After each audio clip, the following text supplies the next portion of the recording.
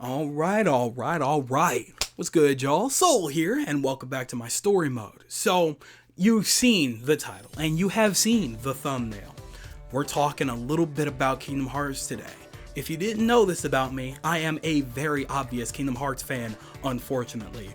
I will follow this series into hell, or to whatever absolutely insane realm it drags us into, because I am a ride or die. I love this series to death, and I will be there with it until my final breath, okay? In any of my earlier videos, you've seen the Kingdom Hearts posters, and I literally have the Sora amiibo right behind me on display. I don't know if he's coming out of that package because Smash is kind of like not really worth using amiibos on at this point, so, you know, I'll probably just keep them there for decoration, but I love Kingdom Hearts, right? Which is why it's pretty much about time that we actually have a little conversation about Kingdom Hearts Missing Link. We have known about Kingdom Hearts Missing Link for the better part of 2 years now, I believe. I try not to look too much into it because I kind of want to go in with zero expectations, very low expectations. I just want to play the game and enjoy whatever comes our way, you know what I'm saying? So I try not to look too heavy into these things. I just want to get it when it's released, right? And right now it's having its, or I don't know if it's right now or if it was a couple weeks or so before this initial recording, they did have another closed beta, right? And they had a closed beta for this game because it is a mobile game. You ever played Pokemon Go? Think about that, but with Kingdom Hearts. You're now a Keyblade wielder and you're fighting Heartless out in our world. That's the simplest way I could possibly put it, because there's so much that goes into just the initial story of Kingdom Hearts Missing Link that it's too much to delve into in just one video, right?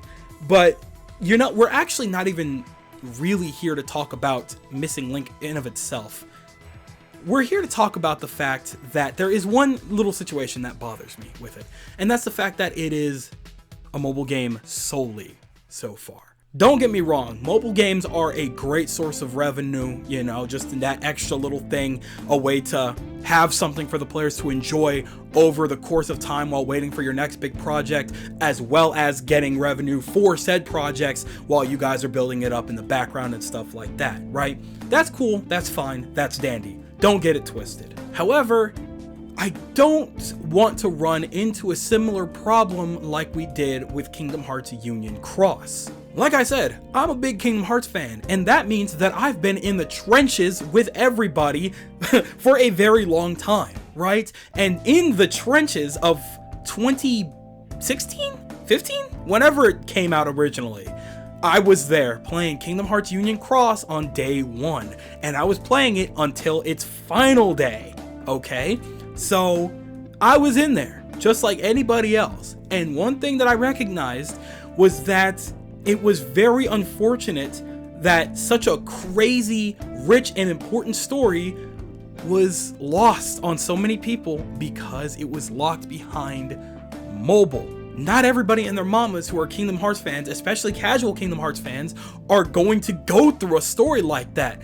Because if you don't play that, there's a lot of important elements that you're going to be missing going into Kingdom Hearts 3, Missing Link, and Kingdom Hearts 4. There's no ifs, ands, or buts about that. There is just way too much important lore and story that was hidden within that game that not everybody played.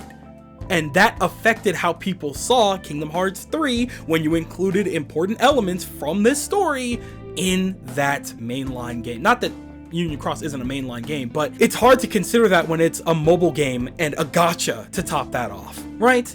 And so we go into Missing Link. It is our newest gacha. It's upscaled a lot to the point where it's a 3D game with fully rendered models, a completely in-depth explorable world and things like that in a 3D setting, and it looks really good. I can't even front, right? They did a really good job designing this world. I love the architecture, I love the style of it and everything. However, why is it a mobile game? A mobile game should never look that good. That is a problem. I get that the entire idea is exploring the real world utilizing a Kingdom Hearts game, and that's really, really cool. I love that you guys are having fun with that idea and things like that, but at the same time, Missing Link is going to be a very important story, and I don't think that it's one that should be locked behind the simplicity of a mobile game because we're going into Kingdom Hearts 4 in a couple of years. This story is going to get lost on a lot of people if you aren't careful, and it's going to affect how people see the series here on out. You know why I loved Kingdom Hearts 3 as much as I did? Because I understood for the most part what was going on, and I enjoyed myself. I was there from beginning to end with this entire series, and I liked Kingdom Hearts 3. I understood what was going on, and I paid heavy attention to Union Cross too. I liked the story in Union Cross. It was really good. It was really fun. It was really epic. And kind of a mess too. It's Kingdom Hearts. It's going to be a little bit of a mess, but it was a good mess, you know? It was a fun mess. But it's locked behind being a mobile game. I don't know if I can agree with that, man. Not again. Not again. People have been begging for a true big MMO Kingdom Hearts game for ages now, something that we could really sink our teeth into and get back into every time we're waiting in between mainline games, right? This has been a consistent situation since we got a glimpse of what that could have been when we first received Birth by Sleep on the PSP. We had this situation where we could all play together, well, at least like 3 of us at a time could play together, utilizing colored armors, and we had our Mario Party mode, and it was fun, it was good. And we kind of got something in that regard with Union Cross, because technically it was kind of an MMO, but not really, because it was kind of hard to say that you were playing with live players. You were just kind of playing with what felt like essentially after images of other people, you know? And, you know, it was neat to keep track of other players' data and being able to do raid bosses with people, and that's fine, that's cool, that's awesome. But at the same time, I feel like we could be doing so much better with that, and Missing Link is almost there, because it's kind of a similar concept in which now we're just going out into the real world, we're fighting these Heartless with actual combat and animations and things like that, we're fighting these big ass raid bosses, and you need the help of other people to beat these raid bosses sometimes, and that's cool, that's fine. But I'm saying it again, this is gonna be a constant throughout this video.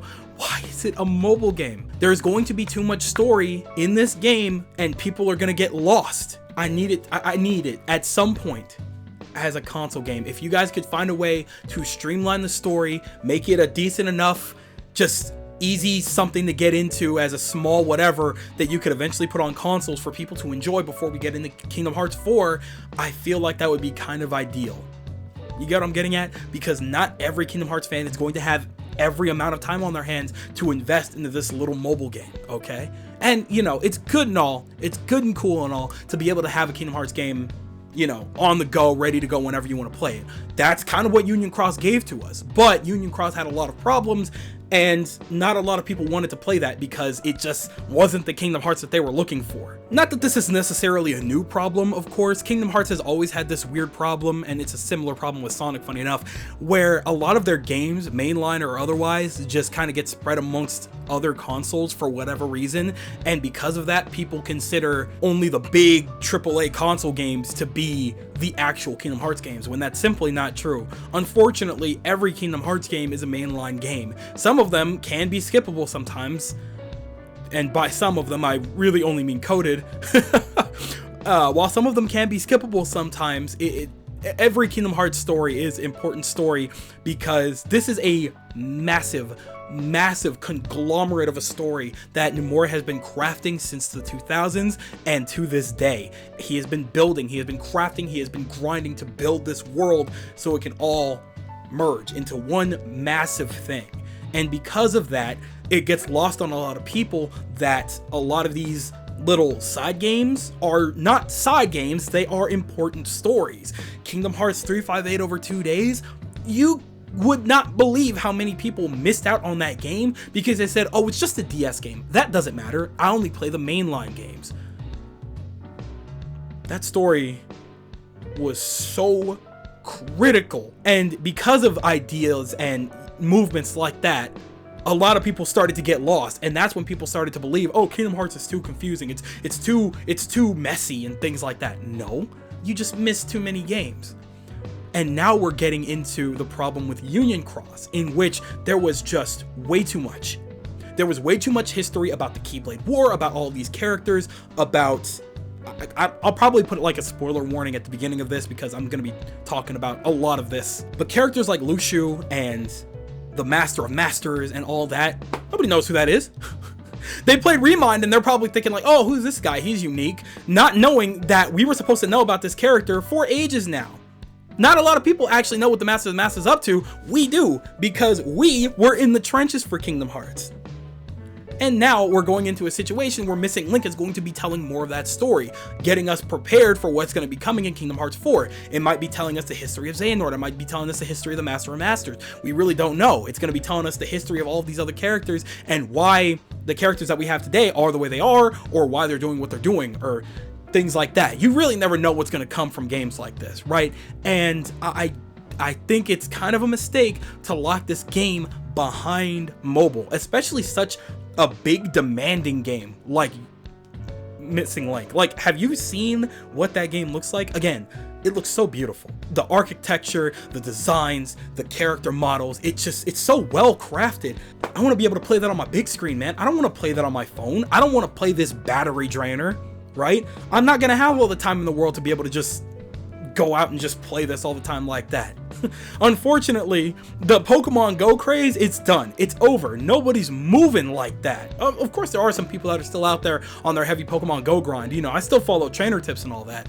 But at the same time, really? I guess this is just me complaining because I've been wishing for a true Kingdom Hearts MMO for so long now, because they've had every opportunity to do something like that, and Missing Link is so close. It's almost there. It has almost everything I want, with custom characters, its own original story that we can all follow, MMO concepts, being able to play with other people, join up with other people and party up with people, and being able to go out and fight random Heartless as well as raid bosses and things like that. That's a beautiful concept, man, but it's a mobile game and you actually have to physically go to places. You have to be walking there or whatever to get to a lot of these places sometimes. Again, correct me if I'm wrong on any of this or anything like that. I don't know all of the nitty-gritty details when it comes to all the mechanics in the game and stuff like that. I haven't researched it too much because, again, I want to go into it as blind as possible because, you know, I am a Kingdom Hearts fan, so unfortunately when I do say we don't have all the time in the world, I'm going to make as much time as I possibly can to play this because I know that it's going to be very, very important going into the next mainline title. Now, we will be talking more about this, but it's already getting pretty late in the video. However, I do want to mention that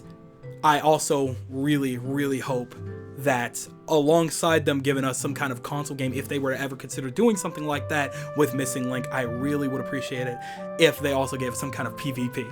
I'm just saying, we'll talk about this in a mechanic video or something like that. I'm gonna wish for a lot of mechanics when it comes to Missing Link, but I really do hope that one way or another they take care of this game, they properly update it, they give us everything that we need to know and everything that we need to play, the proper tools, and that it doesn't suck the absolute life out of my battery every time I play it, but it probably will. So that's unfortunate, but what are you gonna do? That's Square for you. That's Nomura for you.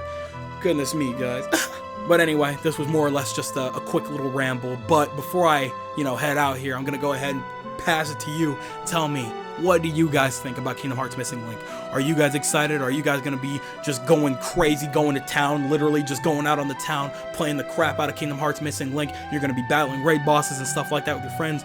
Or are you really not caring about Missing Link at all? It doesn't really make much of a difference to you. You don't care about this game. You're probably going to skip it. Maybe you'll read up on it somewhere. Tell me everything that you guys think in the comment section below, because you know for a fact that I'm always, always, always going to be down there with you guys. But with that, it does appear to be skedaddle o'clock, so I'm going to go ahead and do just that. I would like to thank you guys ever so much for watching. I truly do hope you enjoyed. Do me the greatest favor of dropping a like and a comment, and consider subscribing for more content just like this here. And with that, I'm Gonzo. Thanks again. Hope you enjoyed. I'll be seeing you guys in the next video. Do me the greatest favor of taking good ass care, and I'll see you all next time.